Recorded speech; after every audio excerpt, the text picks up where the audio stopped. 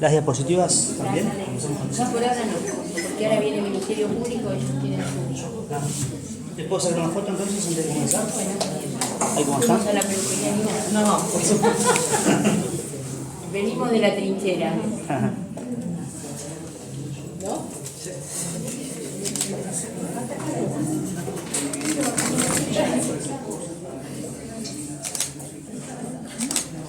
Sonia, ¿les saco también a ustedes? Ahí va.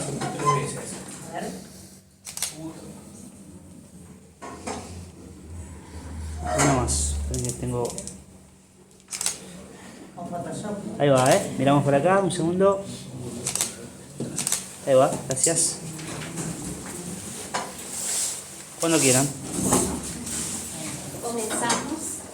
En primer lugar, darles, como siempre, la bienvenida y el agradecimiento por estar aquí.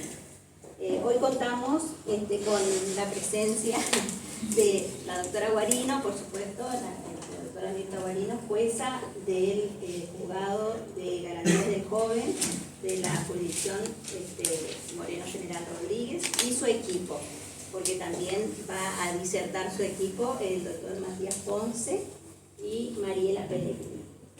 Ahí está, Mariela Pellegrini. Bueno, también agradecerle y darle la bienvenida a la señora fiscal de la Fiscalía número 6 del Departamento Judicial también Moreno General Rodríguez, y el doctor Dileo, que también viene a acompañar y a disertar.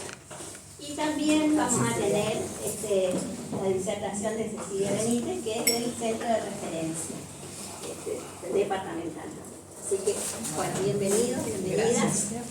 Primero pedir disculpas a todos y a todas por esta llegada tan tarde, pero la verdad que, bueno, acá tengo la otra parte del fuero y tuvimos dificultades muy serias hoy, que con la doctora y los equipos nuestros estuvimos campeando, así que mil disculpas.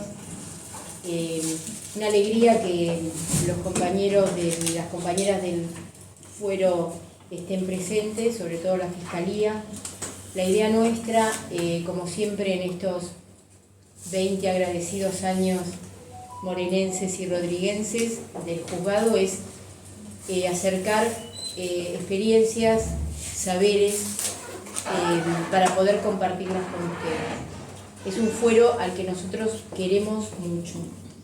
Es un fuero que en general es menospreciado en el contexto de la Corte, de la Procuración. En general hablo de la Corte, que es lo que más conozco, pero es un fuero menor cuando es el futuro de la patria. Y como nosotros no hacemos discriminaciones de quien esté en conflicto con la ley penal, sino que está llamado a responsabilizarse, lo queremos desde ahí, queremos que tenga fuerza, por eso estas jornadas. Y bueno, ambos equipos estamos trabajando siempre mano a mano, pero hoy vamos a empezar por el principio, que es el Ministerio Público Fiscal, la doctora Alejandra Piqué y el doctor Dileo.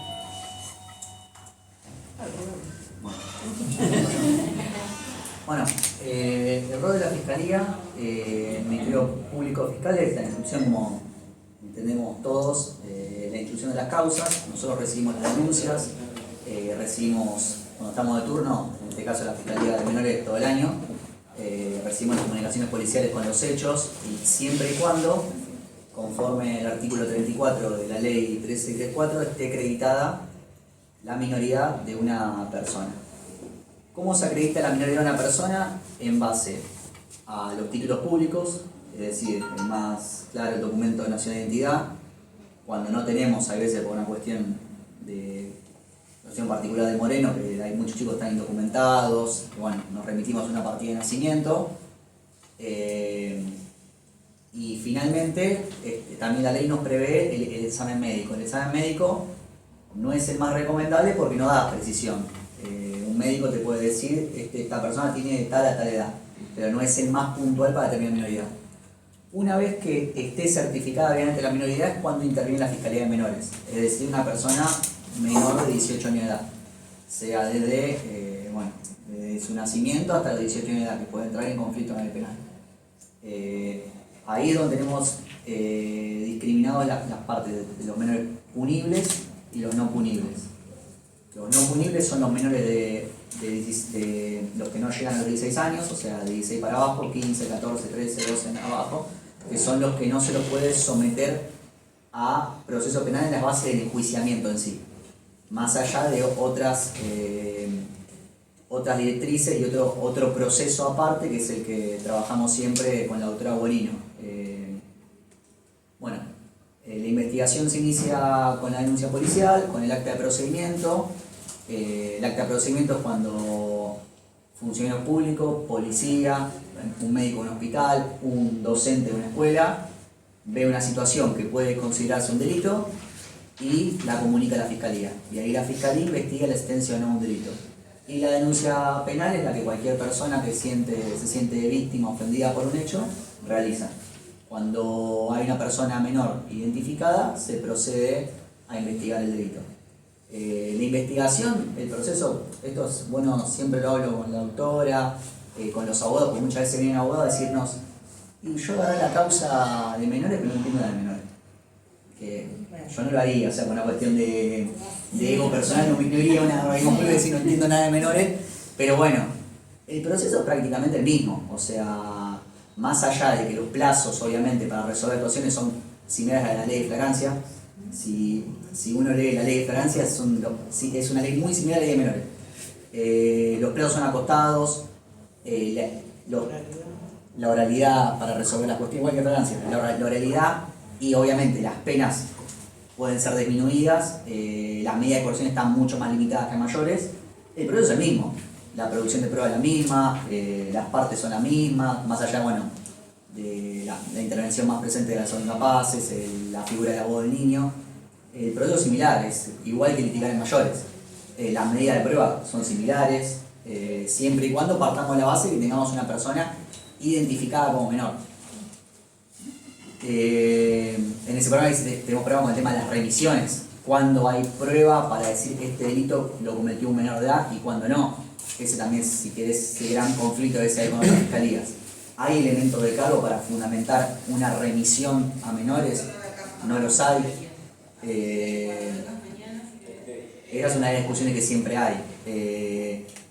La ley exige que el hecho esté debidamente tanto acreditado la existencia del hecho como la participación de una persona menor de edad para establecer este fuero que es restrictivo. Este fuero se limita justamente a los hechos cometidos por menor de edad.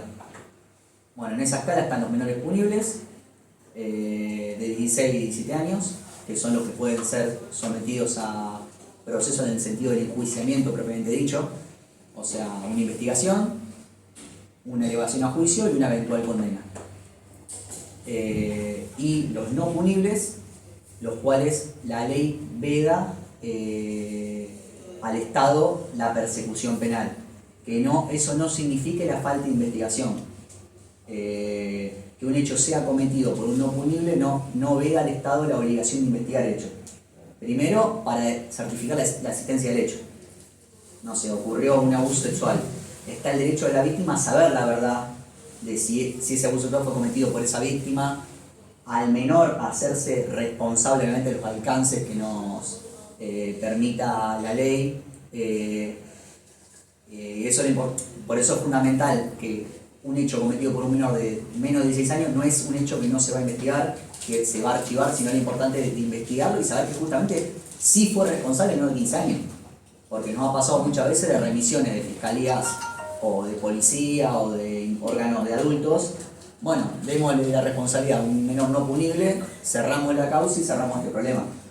Pero también está la obligación de la fiscalía de que más allá de que el hecho no vaya a juicio en sí, es de producir pruebas, realizar recibir las declaraciones testimoniales, las aperturas de teléfono, todas las medidas pendientes para llegar a la verdad de los hechos.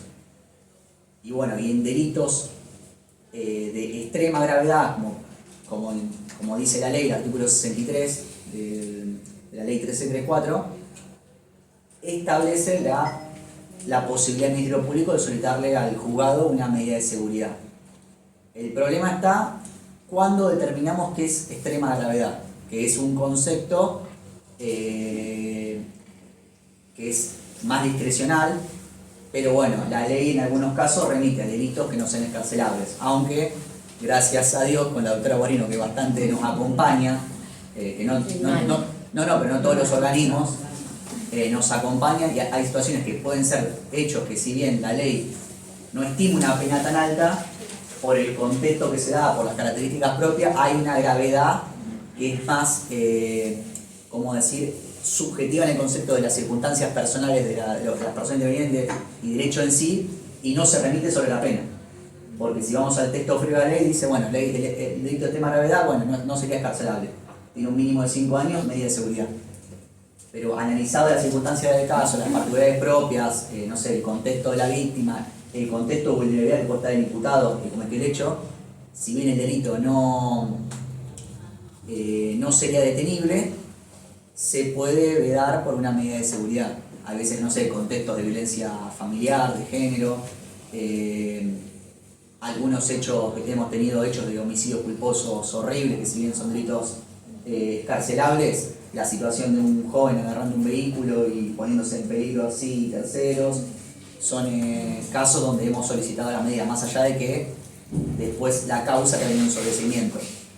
Eso no significa que la Fiscalía esté obligada a investigar, que no esté obligada a investigar. Bueno, creo que... Yo le quería hacer una pregunta, una consulta, Seba. Por ejemplo, si ustedes tienen en la misma causa un menor y un mayor, ¿la doctora Piqué se queda con el mayor? Si es punible, sí. La UFI 6 atrae, el fuero atrae también al mayor. Van a ir por separado porque va a intervenir otro juzgado. Exacto. Pero si uno ve las causas, son un espejo, porque son coimputados el mayor y el menor, entonces siempre la UFI especializada, que es la nuestra, va a atraer a la del mayor. Eso es una cuestión departamental igual, no es una cuestión legal, porque hay departamentos judiciales. Yo soy del criterio que si, por más que el menor no sea punible, tiene que tener una fiscalía sola, pasa que lamentablemente la fiscalía no tiene los recursos.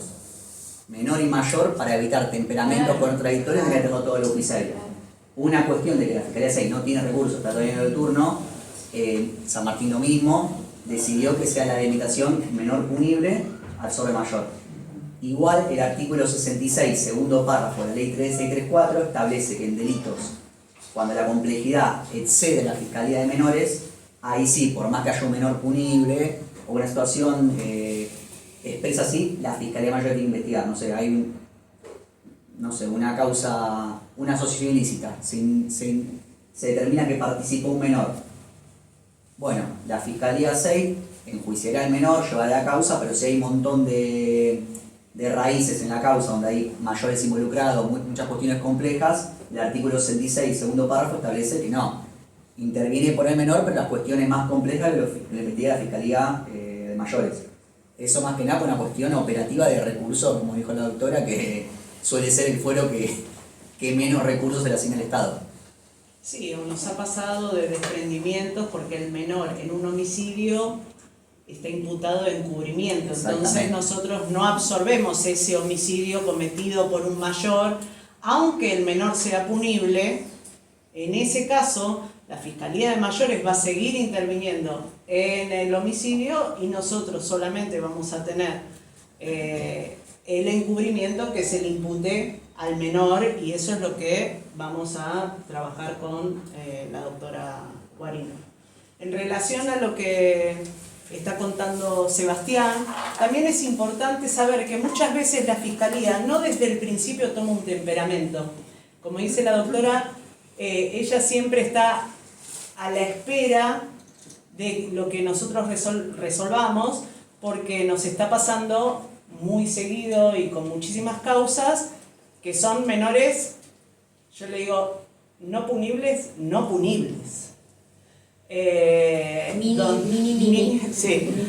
Donde el imputado, que el otro día tuvimos con la responsable de la asesoría pericial de Mercedes, que ella le parecía como muy grave que nosotros en los oficios pongamos la palabra imputado al lado de un nene de 10 años, ¿no? pero es quien está señalado en la posible comisión de un delito. Trabajamos en eso muchísimo con la municipalidad, porque tenemos un criterio expectante en atención a ver qué sucede con las pericias, qué sucede con el servicio local cuando empieza a intervenir en esa familia, qué dice la víctima, qué dice el imputado. También le tomamos pericias psicológicas al imputado, porque muchas veces el imputado también ha sido víctima. Un nene tan chiquito que tenga conductas sexuales tan activas evidencian que, no sé, estamos frente también a otra víctima más, aunque en esta causa esté señalado como imputado. Entonces hay muchas de esas causas que la Fiscalía lleva adelante con un criterio expectante, que todavía no tomo ningún criterio en relación a pedir. Sí, por supuesto, lo primero que hacemos es pedirle a la doctora Guarino que realice una prohibición de acercamiento y comience con el acercamiento con la víctima y la ley de víctimas lleve adelante. Muchas veces pone un abogado del niño para esta víctima, y también hacerle entender en este proceso doloroso para ambas partes que tal vez la resolución cárcel, porque mucha gente que hace la denuncia busca eso. Bueno, pero no hay justicia. Si está en libertad, no hay justicia. Y el fuero es muy difícil a veces de hacerle entender a un familiar de una víctima de homicidio que un chico de 15 años que está con una medida de seguridad que no va a tener una condena, porque indefectiblemente la jueza a los 6 meses o al año que se cumpla la medida de seguridad va a sobreseer a este joven no punible, no es que nos hizo justicia. ¿Sí? Ustedes como abogados, más allá del lugar donde les toque estar, porque a veces pueden ser particular damnificado y otras veces defensores, también es hacerle entender a la familia de la víctima que todo el proceso judicial tiene que ver con que se haga justicia o que se sepa quién es el responsable de este hecho. Nosotros lo que buscamos principalmente, más allá de todo lo que contó técnicamente Sebastián, es que el joven se responsabilice por los hechos cometidos. Esto muchas veces nos pasa con los defensores, que si bien en una defensa técnica tienen que pedir la libertad o los beneficios que pidan, como dijo Sebastián, esto es muy rápido en el fuero de menores. Yo pido la detención un lunes y el miércoles, jueves o viernes a más tardar va a ser la audiencia de prisión preventiva. En mayores tenemos 15 días, un mes. Los plazos de IPP también son más cortos. Claro. Los plazos de IPP, que no lo saben mucho, en mayores tenés 2 prórrogas de 4 y 2, 4, 2, 4, 4, 2, 4, en realidad 4 y 6, y en menores tienen 4 y 1. Menores el IPP dura máximo 5 meses. Es una de las características No, del eso fuero, lo sabe todo el mundo. el tema de los plazos, porque antes, con la ley 10.067, no había defensor, había asesor, no había fiscal. Entonces el asesor de incapaces hacía todo, defendía al Estado cuando hacía comillas de fiscal, que tampoco hacía de fiscal, y hacía de defensor. Esto es lo que motivó absolutamente la reforma de la ley penal, de ley procesal penal. Por eso estos plazos que son terribles, porque hay que correr, son 12 horas desde que es aprendido para pedir la detención, 12 horas. Como también me para parece indagar. extraordinario el plazo razonable de menores. Que yo creo que soy de lo que considera que el plazo razonable tiene que respetarse. Porque es una vergüenza. O sea, en menores, gracias al plazo razonable, estamos haciendo los juicios horarios en menos de un año. Sí. Porque al año, o sea, 6, con prórroga de 6, la persona, si no tiene juicio, va en libertad. En mayores, por no haber plazo razonable, tenés gente esperando 2-3 años No, en prisión preventiva. 2029, Y hay gente que 2028, está esperando años. 2029, causas que es... Acá, 4. Mayra, ¿querías hacer una pregunta? Sí, me había quedado una duda. Gracias. En relación a cuando hablaban esto, dos en realidad, cuando hablaban de cuando intervienen mayores y menores. En el caso de los punibles, continúa la fiscalía y la doctora en el juzgado de garantías. Y en el caso de los no punibles, No. hay Con los punibles, los juzgados es único. El juzgado de menores es para. El juzgado de garantía de jóvenes es para los menores. Sí. Y para el juzgado de garantías en turno con el para el mayor. mayor. Sí, Lo sí. que- Lo que tiene que. Acá el concepto es que el Ministerio Público es único. El Ministerio Público tiene que ser. Por eso es importante. Yo en eso discrepo. Lamentablemente la Fiscalía 6 no tiene los recursos. Tendría que tener la misma gente, tiene una Fiscalía común y en ese caso absorber todo para que se investigue con un solo criterio.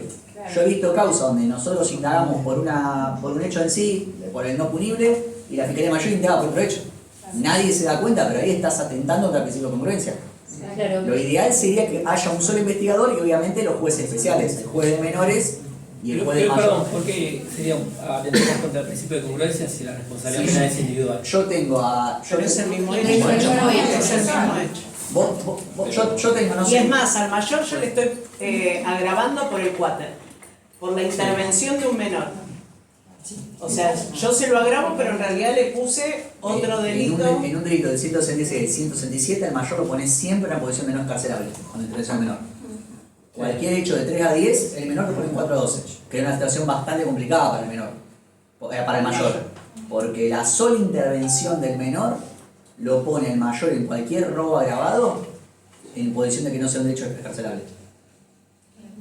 Pero el tema que ha pasado es que yo he visto causas, no sé, que quedaron un solecimiento, un menor de 15 años, no sé, un hurto, 2 hermanos, uno de 15 y uno de 18. Y cuando lees la plataforma fáctica, se escribió de manera diferente. Claro. Y ahí estás atento al principio de congruencia porque leíste a dos tipos con el mismo hecho, dos plataformas distintas. Y no hay forma articular, digo, Y es en la vorágine es imposible. Por eso yo soy el que cree que tendría que investigar todo lo que hice. Pasa que no le van a dar nunca a la Fiscalía 6 esos recursos A para ver, eso. fíjense que se está sacrificando un principio procesal porque no se dan los recursos. Claro. Entonces eso es una cuestión que hay que examinarla, que ustedes la tienen que saber. Porque yo estoy cambiando un procedimiento porque no tengo recursos. Y lo que indica la congruencia es que tiene que ser el mismo investigador, porque el hecho es el mismo, participó un menor. Lo que pasa es que el juez que tiene que arbitrar o no una medida que pide el Ministerio Público tiene que ser el de mayores para el de mayor y el de menor, el de garantías del joven. Esto es una cuestión que hay que saberla, porque es la libertad de las personas y en lo penal, que es de derecho público, hay cuestiones que son indisponibles. Entre ellas la acción.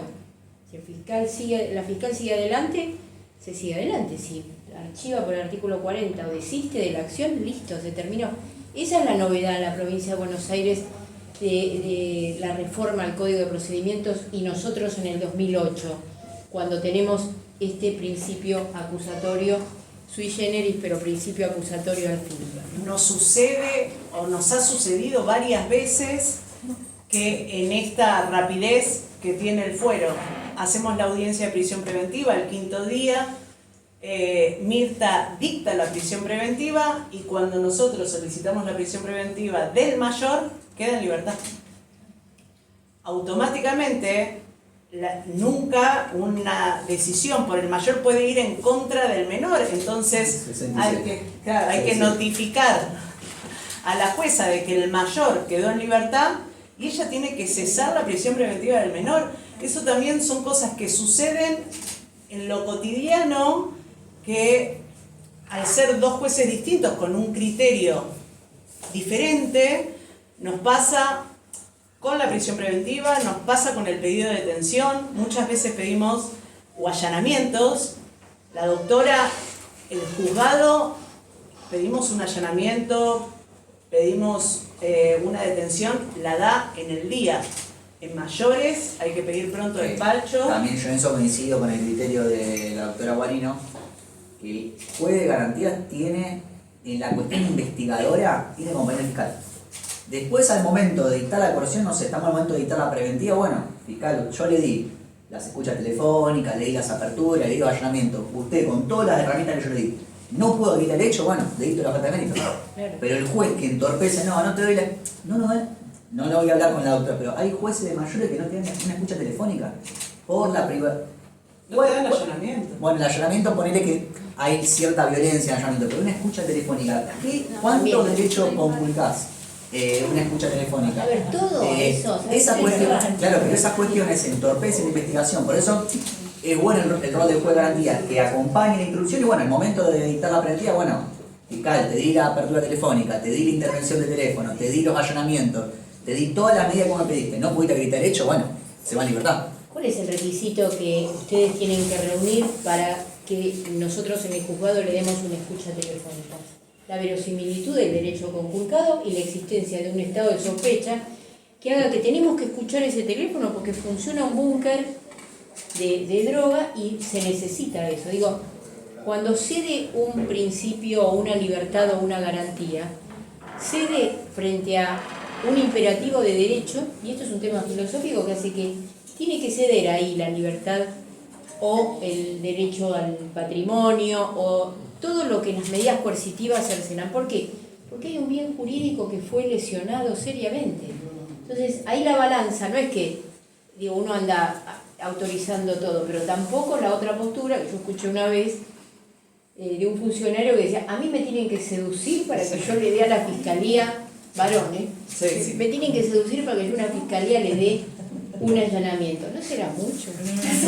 Igual no para soy fraudela, así que por eso no me da nada.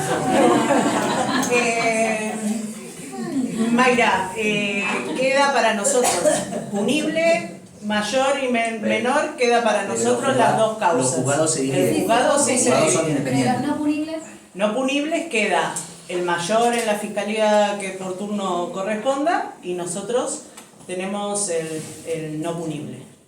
En relación al tema de prisión preventiva y Sí. de medidas de seguridad, también pasa la inversa. O sea, el menor está en libertad, un hecho gravísimo, y el mayor se la niegan por cuestiones también de riesgo procesal. O sea, la inversa también pasa. ¿Sí? Y en relación al espejo este del IPP, también cuando yo soy para el abogado particular, dos causas mayores y bueno, terminó algún menor, pero menores no me metí. Lo que me pasa es que no puedo ver lo que dice el menor y el menor es realmente el implicado, el mayor. Si acredita el interés, el artículo 4 de la ley 2278, si acredita el interés no se le puede negar la vista. Distinto es si viene, si usted viene, yo soy abogado de la matrícula, quiero ver la causa. Si usted no acredita el interés, se le va a negar porque los expedientes menores son reservados. Pero usted me dice, yo soy el abogado del coautor, lo tengo preso, marco esta causa, y la fiscalía de mayores está usando la declaración del menor como para grabar la declaración de mi cliente, no hay ningún problema. ¿Por qué se le va a negar la vista? Quiero vista por 24 horas en virtud de esto, nadie se lo va a negar. No, en este caso ni te refleja la declaración. Distinto. Está la cuestión fáctica, y bueno, el hecho grave, Siempre y no está reflejado nada. O sea, sabemos que es menor y no hay más nada. Todo lo que veo es todo lo que es la causa del mayor. Bueno, en todo caso lo hará usted ante el juzgado de mayor a decirle que no está acreditada, no está contemplado el precepto del artículo 41.4. Si no se pudo acreditar la participación, porque el artículo 41.4 exige la participación del menor. Claro. No que había un menor a 10 metros, como ha pasado muchas veces, ven un menor a 2 cuadras, meten al menor.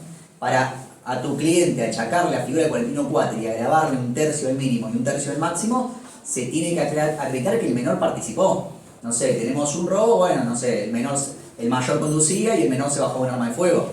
Ahí sí hay una coautoría funcional y está justificada. Pero no sé, hubo una pelea y levantaron un menor a 100 metros, no le pueden agravar las lesiones a tu cliente porque había un menor que levantaron, no sé, vino la policía y levantó a todos los que están ahí. Tiene que estar debidamente acreditada la intervención del menor en el hecho. Que es distinto al aprovechamiento, porque muchos abogados dicen, no, el aprovechamiento no, el código exige intervención. Sí, bueno, yo soy administrativo del programa Responsabilidad Penal Juvenil y justamente el otro día llegó una situación de la UFI 6 que me dejó pensando un poco, que es una denuncia de abuso hacia un mayor, pero el delito fue cometido cuando él era menor, ¿no? Bueno, nosotros trabajamos con los imputados, no con las víctimas. Digo, me interpela un montón las situaciones de abuso también, Pero me quedé pensando en esto de que, bueno, nos llega para intervenir con este joven, que después pasaremos a Comunidad Moreno en cierto caso, digo, pero para quien denuncia, con lo difícil que es hacer una denuncia de abuso sexual, digo, sabemos que los delitos no prescriben y todo eso, siento que queda como un vacío legal, digamos, yo entendiendo muy poco de leyes, digo, trabajando como administrativo, digo, nos da la intervención a nosotros, pero después, o sea, no lo vamos a meter en cara al chabón, no, disculpan la... Sí, no, está bien. Pero como que siento que queda ahí nomás, digamos, como... A ver, te explico. El día que a mí me llega la denuncia, yo recién vuelvo a la fiscalía, no hay sumario sin leer en la fiscalía. A pesar de ser turno permanente, está todo, dentro de los pocos que somos 5 de turno permanente.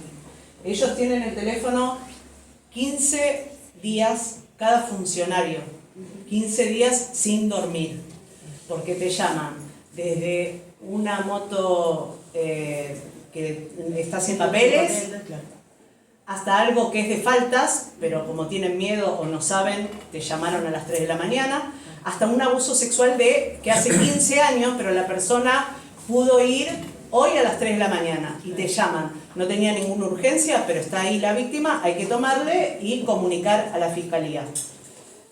Yo, el día que recibo el sumario, hago 8 oficios. Dentro de esos 8 está el programa. Que yo se los mande a ustedes, porque lo que hemos hablado con la responsable del programa es que también intentan trabajar con Previ, con la víctima, que empiece a ir y demás. Aunque el imputado hoy tenga 25 y lo cometió a los 16, tenemos un montón de detenidos por delitos cometidos cuando eran menores de edad. Además, los criterios de la sana crítica de los jueces en materia de abusos sexuales son bastante laxos. Yo veo, por ejemplo, drogas, encubrimiento, delito con armas de fuego, los jueces son muy pro a dar libertades, con abusos sexuales no son así. O sea, los últimos criterios de los jueces, por lo menos en Moreno, es en materia de abusos sexuales, siempre y cuando haya una viabilidad de sostener la acción y pedir una medida de coerción. Hay veces que tenemos una denuncia, por más fuerte que suene, un hecho que fue hace 25 años, es bastante dificultoso para el Ministerio Público acreditar la existencia del hecho y solicitar una medida de coerción. Sobre todo una persona capaz que tiene 40 años y era menor en el momento del hecho. Pero siempre y cuando haya una viabilidad entre la prueba que tenemos del expediente, la persona que habilite pedir una medida de coerción, se hace. Y los jueces son más tendientes a sostener la medida de coerción. O también sucede que al momento de contarlo, hoy tiene 25 el imputado, lo cometió a los 16 y es un abuso sexual simple, porque yo hago las pericias psicológicas, mando a hacer las pericias psicológicas y se termina certificando que era un abuso sexual simple. Si el hecho hubiera sido hoy, no hace 6 años atrás, tampoco lo detenía por un abuso sexual simple. A los mayores tampoco, porque es de 1 a 4. Entonces, no me permite, sobre todo en la ley de menores, que yo pida la detención. Después, el proceso, por eso digo, muchas veces la gente dice, pero sigue en la casa. Sí, sigue en la casa y seguramente va a estar siempre en la casa, pero eso no significa que no le tomamos declaración indagatoria, que intervenga el centro de referencia, que tenga pautas en el juzgado hasta que sea abuelo, porque si hay algo que el juzgado va a hacer es tomarle pautas al joven. No, y además en los hechos, cuando pasa tanto tiempo, hay una cuestión procesal que el 325 del Código Procesal Penal nos exige que la relación de los hechos sea clara, circunstanciada y precisa. Si no tenemos una denuncia que fue hace 15 años, no podemos ni siquiera determinar el año cuando fue, es bastante complicado llevar a una persona a proceso, sobre todo detenida. Cuando la ley te dice relación clara, circunstanciada y precisa de los hechos, para que la persona que está siendo acusada sepa que se está defendiendo. Bueno, a mí me dicen que yo cometí un abuso, no sé, en 2018, septiembre de 2018. Bueno, yo ese año no sé, fui al mundial. Puedo demostrar que no estaba en el país, por dar un ejemplo. Hay veces en muchas denuncias de abuso, cuando pasó todo el tiempo, no tenemos ni siquiera el año que fue. También no estoy ni poniendo a las víctimas de pobres, muchas personas ahora son grandes, eran chiquitos, no tenían la clara noción en el lugar, pero también es difícil a veces sostener las imputaciones cuando pasa un tiempo. Hay veces cuando son hechos más recientes es mucho más simple, una pericia médica, una pericia psicológica, los chicos capaz que se acuerdan más. De hecho, hoy tenemos muchos detenidos que están paralelamente en la causa de menores y de mayores porque el delito se realizó siendo menor y siendo también mayor. Y llegan a Mercedes porque muchas veces los mayores por supuesto no abrevian o van a juicio a Mercedes y están en paralelo las dos causas por hechos imputados de menor y de mayor a la misma víctima. La casación entiende que el delito continuado no Se da en prospera abusos. más en abusos sexuales. Cada abuso se considera un hecho independiente, que concurre realmente. Pero lamentablemente todavía no se pusieron de acuerdo qué juego tiene que jugar. Tal cual. Porque ahora te hacen hacer dos juicios. O sea, hacen a la Claro. víctima ir O sea, al tribunal. el lema de no revictimizar a las víctimas en el abuso sexual, si hay algo que no se hace, es no revictimizarlas, porque se lo contó a la oficial de policía en la comisaría de la mujer cuando llegó ese día a hacer la denuncia. Después yo hago que se lo cuente también a la psicóloga. Después, si es mayor de 16, también me lo tiene que contar a mí en una declaración Muchas de veces testimonio. no a una mujer. Una cuestión de Claro. recursos. Yo, por ejemplo, hoy la Fiscalía de las 6 de menores, no hay ninguna mujer trabajando. Salvo yo. Que lo único que me falta hacer es tomar declaración testimonial. Pero son 4 varones. Yo no puedo poner una víctima de abuso sexual a que le cuente a un varón que le hizo otro varón.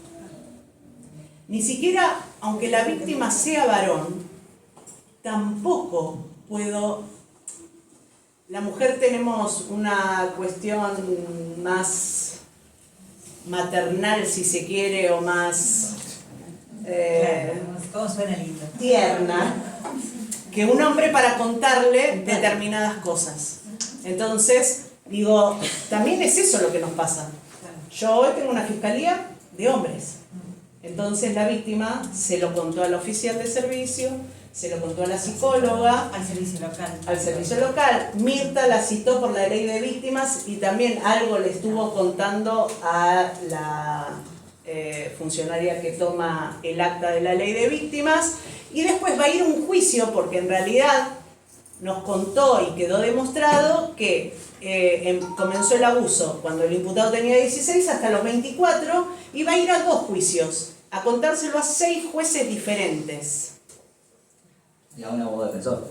También, Perdón, que ¿esto seguramente... que dicen es empírico o es una apreciación de ustedes? No, en general... ¿Hay alguna investigación de que se hizo algún estudio con las víctimas para ver si tienen algún tipo de tendencia o facilidad para contarle más los casos Yo les quiero aclarar a las personas algo que presumen que son mujeres y no varones? para ordenarnos un poquito en Porque el... si no parece como que es raro lo que están Habla con una víctima de abuso de infancia. Perdón.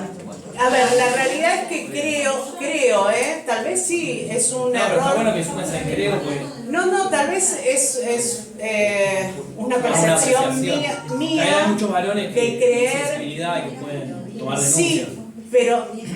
Sí, pero la víctima cuando se sienta no sabe que vos la tenés. Pero la víctima sabe si es varón, se le pregunta, porque capaz que el que está sentado no es varón, o sea, no, eso, ¿hay un análisis de todo eso o eso? Y los equipos interdisciplinarios que formó la Procuración en materia de... No, perdón, pero para saber, No. porque capaz que hay un estudio que no conozco y está bueno Es saberlo. una cuestión de Igual práctica. es imprescindible.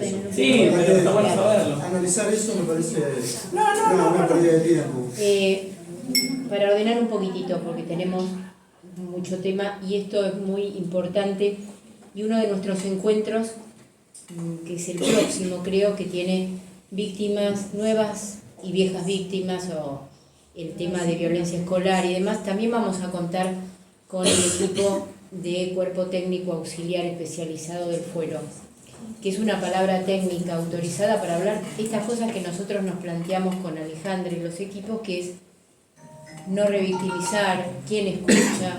Si nosotros tenemos, bueno, yo en el juzgado somos 3 3 mujeres. Bueno, el centro de 4. atención a la víctima está conformado solo por mujeres. Claro, pero más allá de eso, yo quisiera volver el interés sobre el conflicto penal. Porque cuando hoy una niña me decía, yo le preguntaba por la escuela, bueno, fue abusada por un familiar. Da por la escuela, por esto, quiere aprender boxeo, hablar de otras cosas, porque estaba muy angustiada. Digo, yo me preguntaba, me decía, yo quiero que se haga justicia. Esas palabras no son de ella. Ella lo que quiere es otra cosa, que yo tengo que tratar de descubrirlo como juez, no solamente para no revictimizar, sino también para ver, este caso, ¿va a alcanzar justicia con un imputado de 15 años? Sí, va a alcanzar una justicia determinada, no la que esta niña puede querer para reparar ese bien jurídico que ella siente lesionado, amenazado, conculcado. Digo, ponernos de acuerdo para dónde vamos es muy importante y no estar atomizados en el sistema penal.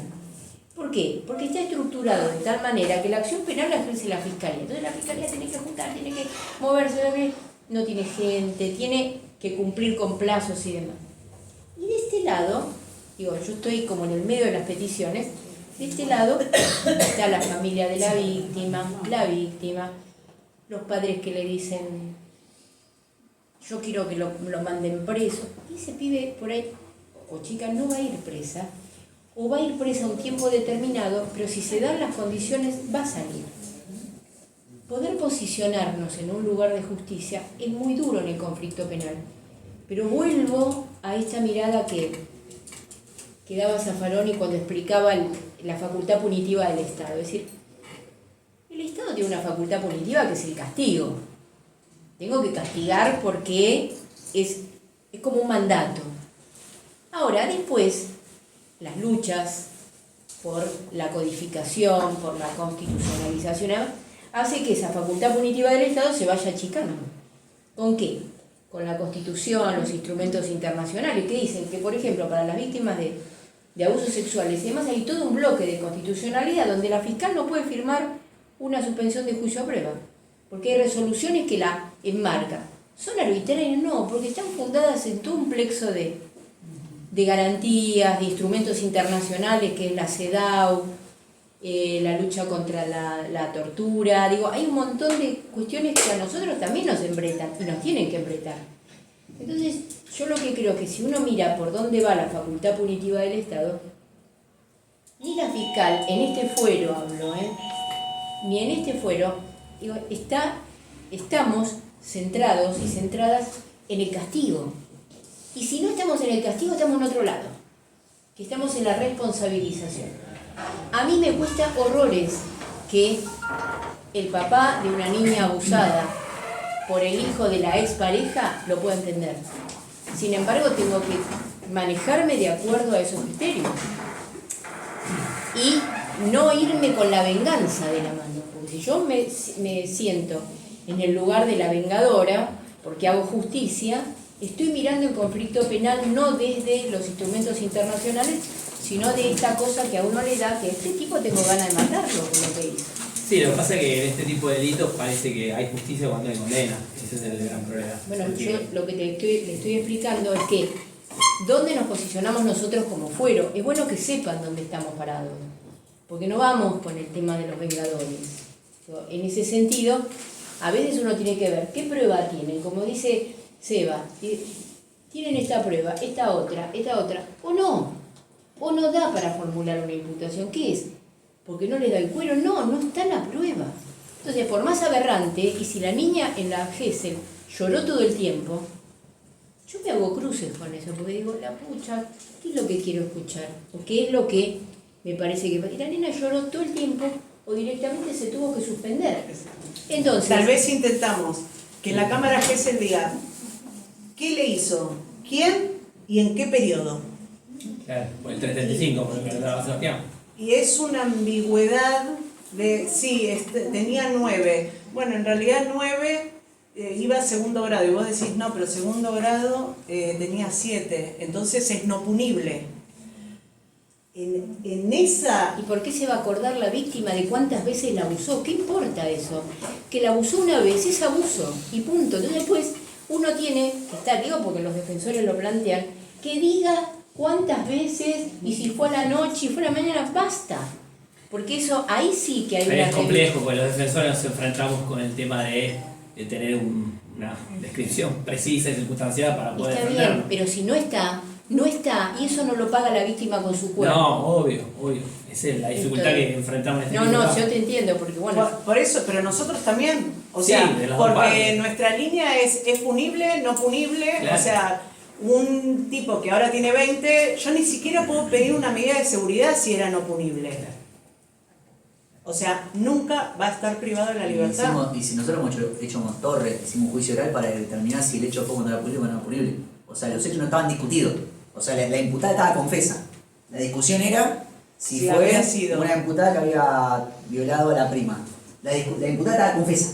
La discusión era si lo hizo con los 15 o 16. Fuimos ¿Cómo juicio. se resolvió ahora? Terminó en una condena. Sí, quedó en libertad en la Fue prórroga. salomónico, la condenó por abuso gravemente ultrajante, no le puso el acceso carnal. Pues el quedó en acceso carnal lo libertad. dejó en el... Pero siempre en quedó el la no duda, punible. la duda si el mes fue cuando ya cumplió 16 o 15. Y era una absolución o una condena por una ventana temporal. Cuando la imputada estaba confesa. Por eso tenemos que ver los caminos que se recorren en el conflicto penal y tomarlo como un todo. El conflicto penal es uno solo, no es la fiscalía, la defensa, el juez acá, porque la persona víctima es una o dos, o lo que sea, y los autores son uno o dos. Es un escenario donde hay distintos espacios, pero tener idea de para dónde vamos. Pues si no empezamos con esta cuestión de yo hago esto, vos haces esto, y la víctima está ahí, y después de 2 años dice, pero ¿se hizo justicia? Esta cuestión, que parece una pregunta doméstica, tiene que ver con lo que hacemos en el sistema penal. El sistema penal a veces es muy irracional en las cosas que hace. Por eso nosotros estamos tratando de plantearnos eso, de para dónde vamos. No, igual también me gustaría también, para cerrar el punto, a veces también, como abogado particular, yo estoy del otro lado, pero como abogado particular también hay que explicarle al cliente, hay veces preferible perder un caso, yo sé que es un garrón, explicarle al cliente que también el derecho de defensa, en un hecho de abuso sexual, es mucho más limitado que la discusión que se va a dar en un hecho de robo. Porque también es el labor, cuando hablamos también de la perspectiva de género y todas esas cuestiones, también está la obligación de perspectiva de género también del defensor. Sí, pero vos tenés que entender una cosa, Sebastián, vos tenés enfrente, cuando sos defensor particular, una persona que te dice yo soy inocente. Entonces uno obviamente que va a buscar más la precisión y más de las cuestiones, porque aparte, escapándole al fuero, hoy con los informes victimológicos y demás, particularmente la jurisdicción Moreno General Rodríguez, hoy abuso sexual y violencia de género la tenemos irremontable, y ustedes lo saben. ¿Pero por qué? Por los informes. Cuando vos tenés un informe victimológico que da cuenta de que, por ejemplo, la víctima corre alto riesgo, vos tenés una medida cautelar. Solicito un perito de parte.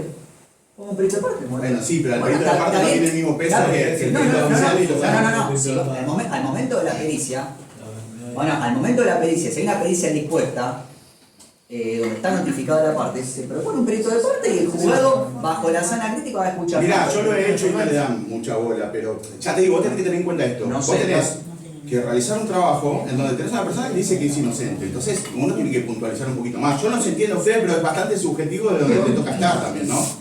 Yo lo vuelvo a lo mismo cuando se hablando de la plantea. víctima del abuso, no de la... Yo estoy hablando de la víctima, No, pero del cualquiera de los dos Para el hechos, imputado también lo hay que que No, por tener- eso yo traje el punto de los abogados particulares. Yo lo que voy, cuando hablamos también de las cuestiones del abuso, por eso también es importante la comunicación. Como nosotros tenemos la comunicación con la víctima, decirle, mirá, todo bien, le pasó este hecho terrible a tu hija, pero el imputado menor no va a estar de cadena perpetua. También tiene el abogado particular de su rol decirle, mirá, estamos ante una imputación por abuso sexual. El derecho de defensa está limitado. Hasta el abogado particular está obligado por ley ahora por perspectiva de género. El abogado particular no puede, como han hecho algunos colegas, hacer preguntas impúdicas a una víctima, porque también es susceptible de ser sancionado. Bueno, lo han hecho, No, lo han hecho, y han sido lo han sancionados. hecho, Lo han hecho, han abogado incluso que han asustado a las víctimas. Han hecho, Sí. han golpeado paredes, todo para asustar a la víctima y fueron sancionados. Bueno, pero por eso te digo que Por eso yo digo escapa al fuero de ustedes. No, por porque eso- nosotros tenemos en lo que ustedes, digamos, narran, digamos, cuando hacen la historia de elevación a juicio, que dice, por ejemplo, del 20 de junio al 30 de julio, en horas y días indeterminados y demás, y eso se repite en todas las causas de abuso sexual, en mayores, Sí. no hablo de su fuero. Por eso digo que nosotros tenemos que tratar de puntualizar Está bien, pero y hacer nuestro trabajo. ahí me das un punto, Está bien. ahí me das un punto claro que si la Fiscalía puede explicar en su instrucción o al momento de hacer las conclusiones de su requerimiento de Se basan en los informes. No, esperemos un segundo, no, porque si puede explicar por qué la circunstancia que llevó con imputación no sea la más precisa posible, ahí no va a tener problema. Pero si la elevación a juicio es un copy y pego, y ustedes van a una cámara de apelaciones o van a una casación, No, lo van a yo digo que en la práctica no. Yo te digo lo que me ha dicho el juez Castro a mí en la cara. Doctor, usted es abogado, yo soy abogado, no somos peritos. El perito me dijo esto, que presentaba signos de abuso sexual, todo lo que... ¿Hay buena usted perito de parte? No, pero ¿de verdad vos creés que un informe oficial va a caer ante un perito de parte? ¿De verdad? El perito de parte, si la pericia, Yo te digo que no. si En la la práctica te digo que si no. la pericia está basada en todas las normas de la ciencia y la expertise del caso, no tiene por qué ser descreído. Es como un testigo de descargo. Yo Si te el digo te- que no sucede. Yo a mí me pasa con los testigos de cargo de la defensa. Bueno, me trae el testigo de cargo de la madre del imputado. Y ya de entrada digo, el doctor, todo bien, pero la madre, el testimonio de la madre del imputado es un testimonio plagado de subjetividad. Bueno, pero si yo me digo trae- que quizás en su fuero pasa cosas distintas que en mayor. Ya, pero si la pericia de confecciona... No, es el No, es igual. Si Bueno, la yo pericia- digo que la práctica te si contradigo la porque pericia- no sucede lo que ustedes Si están la diciendo. pericia que confecciona el perito de parte cumple con toda la normativa de la ciencia psicológica que tiene que tratar, no tiene por qué ser Claro, van a decir que el perito oficial se equivocó. No el van a equipo decir- técnico se equivocó. Que no está van a mal. decir, mientras la cuestión... Lo van a decir. Bueno, Perdón. igual A mí me parece, vamos a cerrar este tema, pero no para terminarlo, sino porque va a haber un encuentro donde vamos a profundizar esto y es muy Venimos, interesante. Bárbaro. No, siempre hace falta la precisión en una imputación. Es la garantía del Estado de Derecho. Lo que me parece que a veces no se puede centrar toda esa información solamente en la palabra de la víctima dada en cámara Gesell. Creo que este es un criterio. A ver, el perito de parte puede actuar con el perito oficial, está previsto en el Código de Procedimientos. De hecho, sería muy rico que se presenten peritos de parte y que interactúen, conforme lo marca el Código, con los peritos oficiales. Yo creo Hay que tener el recurso, ¿no? Porque cobra muy caro. Totalmente. La defensa oficial tiene peritos Sí. que están participando ahora, que yo estoy hasta ahí de acuerdo, porque me parece que la defensa es oficial, los peritos son oficiales, no son peritos de parte. El Cuerpo Técnico Auxiliar es un organismo del fuero y demás. Yo creo que en eso, y le encuentro razón a esto, que por ahí hay una tendencia a veces a no escuchar algunas cuestiones. Yo creo que es un problema de los jueces. Y los que tenemos que escuchar a todos somos los jueces, fiscalía, defensa y demás. Escuchar significa darle pie a que en el proceso produzcan sus pruebas. Aunque no se escuchen cosas que uno en el fuero íntimo, es como concurrir sin vestido y sin nada a escuchar al otro en el sentido de, a ver, ¿qué me va a decir y qué prueba va a presentar? Por ejemplo, las testimoniales. Es cierto que los delitos de abuso sexual son entre cuatro paredes. Muy particulares. Muy particular. Pero bueno, hay a veces la posibilidad de pedir una historia clínica, pedir algo y demás. Yo no digo que no ocurra, porque no soy corporativa y menos voy a defender a los colegas. Para nada. Sí sé lo que intentamos hacer en este fuero. Yo he reemplazado a jueces de mayores durante 5 años acá en Moreno y he tramitado cosas del fuero de mayores. Ahora, se intenta acá ser fiel a la prueba reunida. Y si no hay prueba, y la fiscal no hace imputación, ¿o por qué dijo antes que tiene conducta expectante? Porque tiene la denuncia, tiene el informe victimológico y no tiene más prueba. Entonces lo deja en conducta expectante, no hace nada. No hace nada, hace otras cosas más que ir a detener a una persona. Sí. Esto me parece que es un criterio, ¿no? A ver, de hecho sí es el criterio de cada uno de los que participa y el rol o no que tiene dentro de la fiscalía. Pero me ha pasado tenía una víctima de abuso que debió abortar o sea, la llevaron al hospital y yo pido la detención y la captura. Bueno, no lo agarramos al joven en ese momento y hace 2 meses se presentó en la fiscalía y quedó detenido. Cuando él declara, a tenor del artículo 308, da una versión de los hechos, que era, por supuesto, de consentimiento en esa relación que había llevado a un embarazo no deseado y el posterior aborto. Entonces, ¿yo qué hice? Yo tenía un aborto, una denuncia por abuso sexual con acceso carnal, porque había quedado embarazada, y un 308 donde era bastante creíble lo que decía 2 jóvenes de 16 años, que uno hijo de la madre, otro hijo del padre, que convivían. Además, porque... hablando en serio, porque tomo, no sé, 10 hidratatorios por semana, te das cuenta de todo como te mintió, ¿no? Claro. Yo le digo, lo habrá hecho 6 veces desde que estoy con ella. Te das cuenta cuando alguien dice la verdad cuando miente. Sí, era bastante creíble. Lo primero que hice es, al otro día que venga la víctima al centro de atención a la víctima y que se le haga una reevaluación. Y ojo, y lo que Y yo que se le pregunte si ahora que habían pasado los 3 meses, porque muchas veces lo que pasa con estas víctimas es que nos pasa a nosotros por la inmadurez que tienen, lógica por la edad, que consentían algo que después se fue de las manos, se enteraron los padres y ante eso, no, me abusó, yo no quería, me violaron y demás. Entonces, ante esa situación y ante la denuncia, yo me reaseguré que había una psicóloga que diga, no, la chica no miente, se mantiene en sus dichos y esto es como lo dijo desde el primer momento. Bueno, perdón, en ese caso, existiendo un menor y un mayor, aun cuando exista consentimiento de la víctima y después una suerte de... Eran los 2 menores. Eran los 2 menores. Ah, ok, por ahí cambia la solución jurídica, ¿está bien? Bueno, vamos a hablar ahora de algo que son las medidas alternativas a la prisión. Sí, después se quiere sumar al rancho.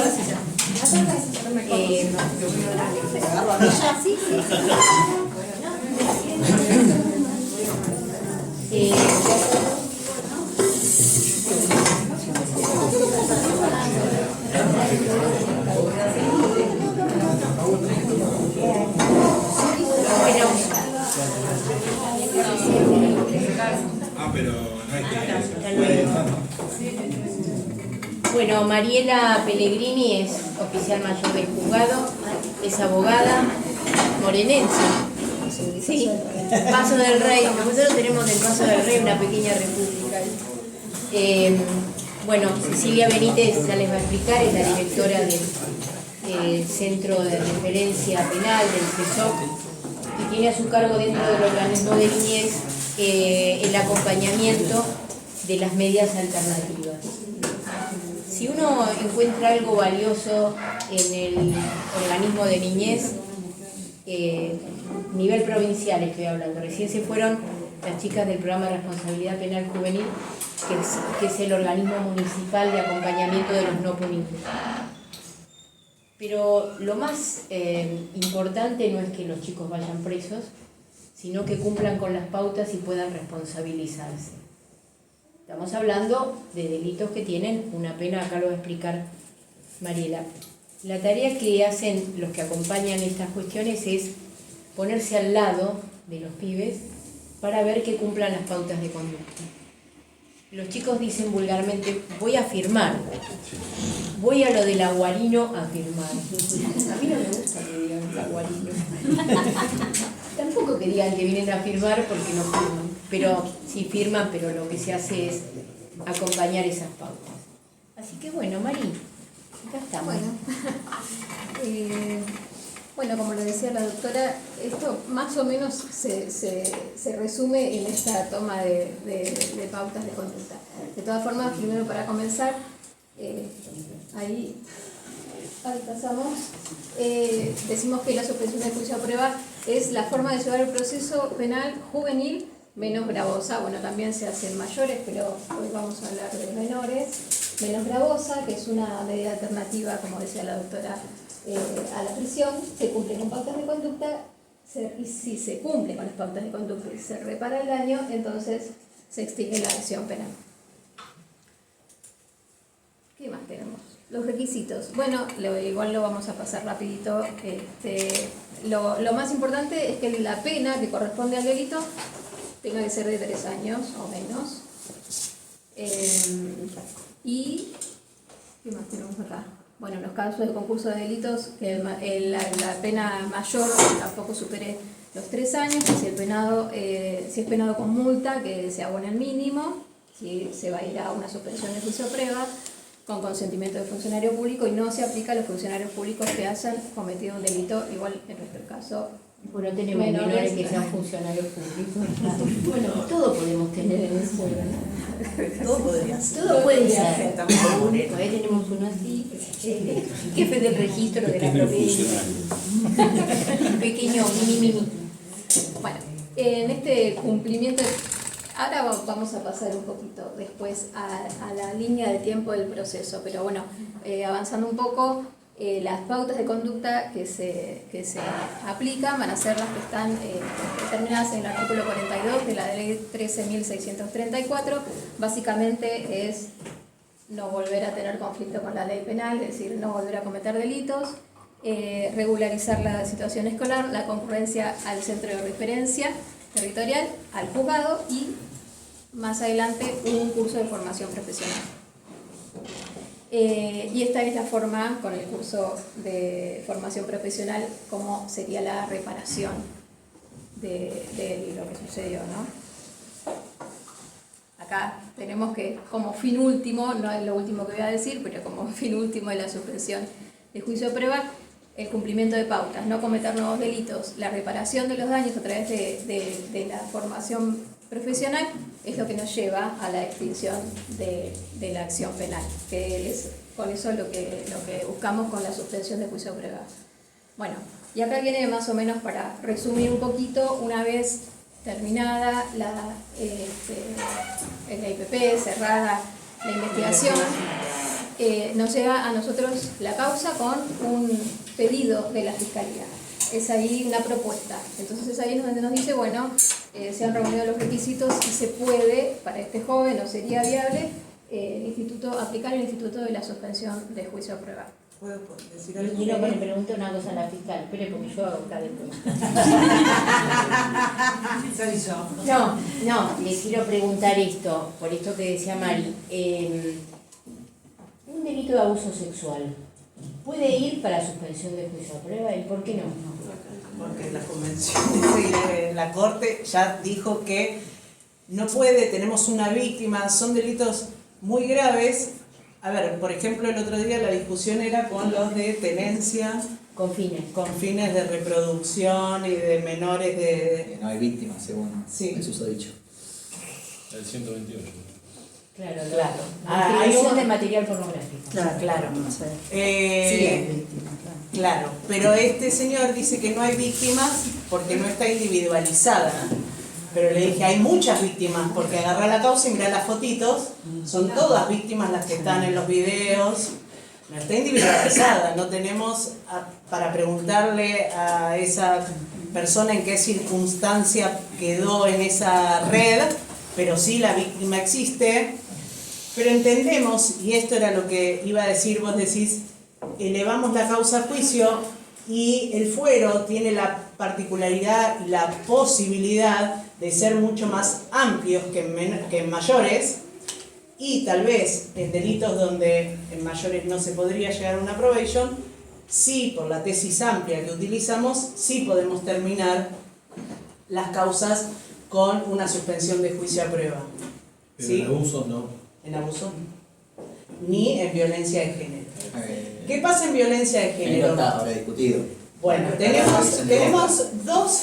No muy bien. No. ¿Qué pasa con violencia de género? Según la ley 22.278, que es la que nos rige, ley nacional, artículo 1, delitos que fueran cometidos por menor de 16 años y o delitos que no alcancen el máximo de pena de 2 años, deben ser sobreseídos. Unas lesiones leves en el marco de violencia de género tienen un máximo de 2 años. Entonces, ¿qué debería hacer la jueza? Sobreseerlo sin más trámite. Vamos a hacerlo más simple, un menor de 17 años y 360 días, le llena la cara de moretón a la novia, el médico caracteriza lesiones como leves, la escuela requiere una curación de menos de 30 días, tenemos a la chica toda golpeada, ensangrentada, es no punible. Según la ley 22.278 hay que sobreseerlo sin más trámite. Porque tiene una pena De 6 a 12. de 2 años. de 2 años. Y el artículo 1 dice que no serán punibles los que sean menores de 16 y los que tengan una pena, un delito cuya pena no exceda los 2 años. Esa es una de las variables. Nosotros eso lo resolvemos con el juicio abreviado, que ya en un momento ya viene. El tema de Pero quería que sepan esto, que nosotros muchas veces elevamos la causa a juicio con causas que en mayores no se podría hacer una suspensión de juicio de prueba, pero que en menores nos permitimos, de la misma manera que nos permitimos citar a 308 y no que queden detenidos, sino que llevan todo el proceso en libertad citados, tanto para tomar indagatoria y tanto para cumplir las pautas y continuar Y con para el cerrar proceso. lo de Góngora, el tema ahora con Góngora es que lo que dice acá ahora que se remite al 209 del Código Procesal Penal. Como tiene que entender el juez la prueba con la sana crítica, ahora se exige que la casación recomienda a los jueces el tema a la hora de evaluar probation en género es ver las características particulares del caso bajo la sana crítica. Ver, por ejemplo, el caso que dieron ahora que puso a rever Góngora era unas amenazas donde la víctima dijo, bueno, ya está, ya el conflicto suscitó, creo que una resolución con una condena, la persona, el diputado era funcionario público por el cual perdió su trabajo, no podía de esa forma solventar los alimentos, y bueno, la víctima dijo, dio su consentimiento, y bueno, se buscó una probation, a pesar de que un delito de género, como una solución que era menos violenta por parte del Estado que una condena. Pero eso lo importante de la mirada discrecional de 209 del Código Procesal es la sana crítica, es la posibilidad del juez no ir a lo frío de la norma, sino ver las particularidades del caso y resolver de la forma más acorde. Yo creo que no tiene que ser Góngora el que nos diga a los jueces que tenemos que aplicar para cada caso concreto la mirada que corresponde. Por eso la nueva declaración está buena. Y no, pero más allá de eso, cuando... sabe que no pasa. Si en La Plata No, se está aplica. bien, pero el tema de adherirnos así a la letra de la ley y porque el fallo tal lo diga, nos cargamos con una garantía del debido proceso. Claro. Que mirar lo que pasa en esta causa. Claro. Y concretamente, yo por ahí tengo un imputado que es un tipo que hizo el tratamiento, hizo esto, hizo lo otro, regularizó el tema, qué sé yo le doy la probation a ese tipo, por más que sea violencia de género. ¿Ustedes la cierran durante la instrucción a la suspensión de juicio de prueba? Sí. ¿Sí? No, Y de acuerdo a Toda la la ejecución la Igual que la ley de hace flagrancia. La ley de menores es una ley multipropósito. Bien. Acá está, requerimiento de elevación a juicio, cuando llega, la Fiscalía pone entre las propuestas esta, la de la suspensión de juicio a prueba. Esto que decía Alejandra es importante. A veces el delito tiene 4 años. Sí. Y ella se baja de juicio abreviado o mandarla a juicio, porque dice, aplico la tesis Maldonado de que era un sujeto en formación cuando cometió el hecho. Y ahí se baja y permite la suspensión de juicio a prueba. ¿Y cuántos terminan de cumplirla? A ver, Mari. Y claro, porque del 100% algunos ni siquiera después van a firmar. Lo que pasa es que es Espera, No, pero complicado. Mirta te los tiene hasta los Esperen, 30. ¿Sí? esperen, no, no, no se La vaya. base de la cama. Así A los que- 50 va a ser random. Voy a decir algo. Acá, perdón, No es tan sencillo. la invitamos a Cecilia, que es el organismo administrativo que acompaña a los pibes. Escuchémosla después porque va a contar esto, pero como criterio nosotros vamos observando. Yo leo todas las actas que toma, por ejemplo, Mariela, Fede, Diego, las leo. Entonces cuando en la segunda acta dice, no, todavía no conseguí vacante para la escuela, y es el mes de agosto, y este pibe no está cumpliendo con esto. Bueno, vení para acá, lo llamamos al despacho y Sí, lo sé. lo hablamos con él y le decimos, mira, si en agosto no conseguiste, no estás cumpliendo con una de las pautas. Volvemos a contar el tiempo.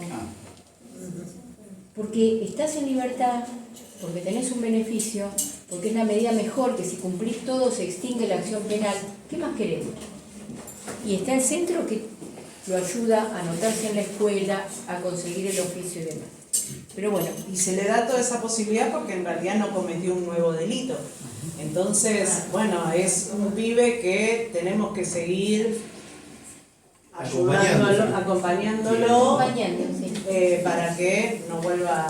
¿Tuvieron planteos de la defensa en estos casos? Que siempre hay planteos de la defensa. ¿Cuáles? No, pero esto es volver a contar el tiempo. Ah, todo el tiempo. Y la casación que viene resolviendo para saber, bueno, no llega a casación. ¿No? ¿Cómo era ahí? No, pero hubo sí planteos. Lo que pasa que, como es un proceso también bastante particular, lo que se busca es que no, digamos, hay determinados principios, por ejemplo, hay un principio que imprime el proceso de menores, que es el de mínima judicialización. Si vos a estos chicos los llevás a juicio, en realidad lo primero que tenés que hacer es evitarlo, ¿sí? La probation es una manera de evitar el juicio, ¿sí? Sí. Con lo cual, haces una evaluación y una, digamos, una mera interpretación de costo-beneficio, qué puede ser lo más beneficioso para el chico, y te vas a encontrar con que es preferible por ahí prorrogarle el tiempo del plazo de suspensión de juicio a prueba y no mandarlo a juicio. El juicio ya es algo bastante más traumático para cualquier joven que transita Los juicios que tuvimos a menores fueron todos por una cuestión de discutir la participación. Claro. No hubo un juicio por una cuestión de grabación de pena, de calificación. La gran discusión era porque el imputado se entró, yo no fui. Y quiso ir a juicio porque quiso defender su inocencia en el juicio. O exigirle, mejor dicho, al Estado que cree su culpabilidad. Pero en hechos puntuales para discutir grabación de pena y esas cuestiones, es raro que haya un juicio de menores. Porque es más sano justamente lo que está diciendo el doctor García. Claro, pues eso también choca con la aplicación de Góngora. No hay que judicializar, pero una vez no aplicó Góngora, todo una... Justamente no aplicaba Góngora para evitar la judicialización. Justamente estás... Pero hay fiscales después se lo aplican, porque es género. Sí, entonces bueno. todo... Miren, hoy estamos acá, pero... criterios, y yo también, yo me lo planteo a eso. Sí, pero... Y para mí cada caso... Además a mí lo que más me sorprende es cómo se basan en la ley, como si la ley fuera... Vos tenés convenciones, tenés un bloque constitucional que también le da derecho al imputado, le da derecho a la víctima. Entonces, por ejemplo, te viene un fiscal y te dice, no, pero yo aplico Góngora. Le vas a decir, pero la víctima te está diciendo que quiere suspensión de juicio a prueba. Bueno, pero yo soy el fiscal. ¿Por qué hace? Le expropiás la acción penal porque sos el fiscal. O sea, ¿a dónde está el derecho de la víctima? Bueno, pero y te cita la ley, o sea, como que parece que no estudian derecho constitucional. No entienden lo que es el bloque, la supremacía de leyes. Y es importante también eso. Bueno, no sé si da para otra clase, digo, no, es seguro, interesante. es para seguir hablándolo porque... Si no es como que queda toda yo escucho y llego, pero pará. El derecho constitucional tiene que ir de la mano del derecho penal. Porque la imputación, que es lo más grave que puede hacer el Estado para una persona, para privarla de la libertad, privarla de derechos y demás, es importante que esté absolutamente clara. Y eso va ligado al principio de legalidad, de culpabilidad y demás. Claro, pero la CEDAW forma parte del mismo bloque constitucional que las reglas mínimas para el tratamiento de los reclusos. Entonces uno te dice, che, tenés que aplicar medidas menos lesivas, y el otro te dice, tenés que darle derecho a la víctima. Entonces tenés ahí un problema constitucional. Porque hay que mirar el conflicto como un todo y no como un rejunte de partes. Víctima y victimario son parte de un mismo escenario. Pero se da poco esa discusión, yo escucho más parte de la fiscalía que te dice, no, la CEDAW, no, fallo Góngora, ajá, ¿y qué pasa con las reglas mínimas? Y parece que no las conocen.